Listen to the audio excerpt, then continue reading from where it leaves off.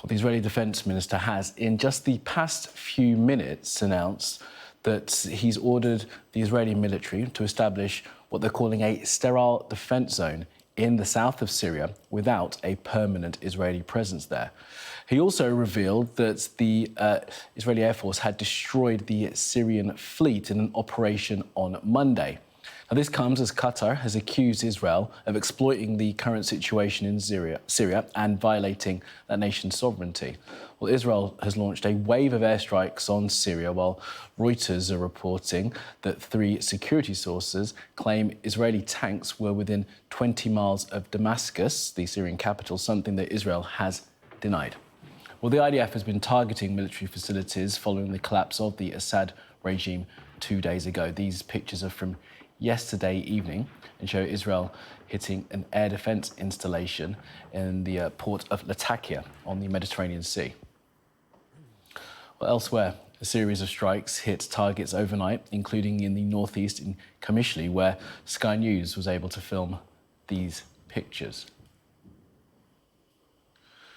Well, Israel occupied the Golan Heights in the south of Syria in 1967 after the Six-Day War. Over the weekend, it expanded its territory there, taking the Syrian side of the summit of Mount Hermon in a mood that the Foreign Minister Gideon Saar described as necessary to prevent an October the 7th scenario coming from Syria. And overnight, the Israelis struck major Syrian air bases. In Damascus, the Arqba air base was hit, as well as a centre for electronic warfare near the Sayeda Zain area, and the Barzeh Scientific Research Centre, which has been linked to chemical weapons production. The Shinjar base near to the city of Homs was also struck, and in the northeast, near Kamishli, an airbase was hit there in the pictures that we showed you just a short time ago. Well, the UN Special Envoy for Syria has called reports of Israel's incursion into the country troubling and appealed for civilians to be protected. Geir Pedersen said the situation is still uncertain, but different armed groups in Syria seem to be cooperating. A very troubling development. We are continuing to see Israeli movements and bombardments into Syrian territory. This needs to stop. This is extremely important.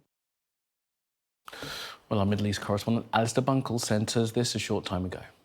These reports that Israeli tanks had been spotted not far from the Syrian capital, Damascus. The Israelis flat out deny that. They've described it multiple times as being fake news, say there's nothing to substantiate that, and that's not what they're doing. What I would say is, we have not seen actually any evidence of that. There's not been any video, for example, on social media of Israeli tanks in villages close to Damascus. There have just been some nameless sources provided in various reports. So that's a sort of situation to monitor, but one that the Israelis completely deny. What the Israelis are doing, that we do know for sure, partly because they've confirmed it, but partly because there basically is a lot of evidence that it's happening, is firstly airstrikes.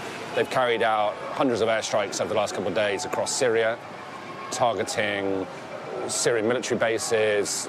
The Israeli Foreign Minister Gideon Saar said yesterday a chemical weapon storage facility, and also anything that might be related to smuggling routes that the Iranians and Hezbollah used in Syria. And the second thing is that they have pushed forces into the buffer zone that exists between the two countries. And they do admit that at some points those forces have operated outside of the buffer zone, but they say so within the vicinity of it. Now, they argue that they're doing that in coordination with open communication lines with the UN peacekeeping force that is tasked to administer that area, and that relations are good and that there is no problem. And the reason they're doing this, well, officially at least, is to protect their own borders and to make sure that that border, which has been stable for many decades, remains stable. I suppose unofficially, the Israelis are worried about what comes next.